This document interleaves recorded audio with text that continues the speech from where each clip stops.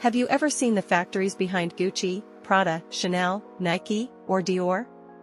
Chances are, you haven't, because most of their products are actually made in China. Thanks to its world-leading manufacturing capabilities, made-in-China products are everywhere.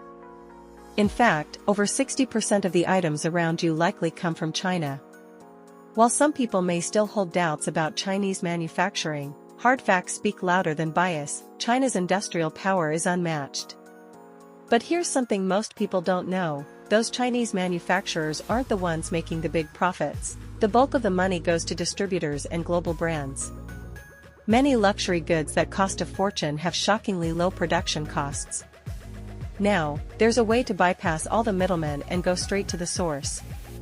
On platforms like 1688 and Taobao, you can buy products directly from the factories, often the exact same factories producing for global brands. Unlike platforms such as Temu or TikTok shops, where you mostly deal with resellers, 1688 and Taobao connect you directly with the actual manufacturers. If you're outside of China, accessing these platforms might be tricky due to language barriers or account limitations. That's where HandHunt comes in. It offers a full English interface and a smooth shopping experience, letting you explore Chinese factory direct goods with ease. Even better?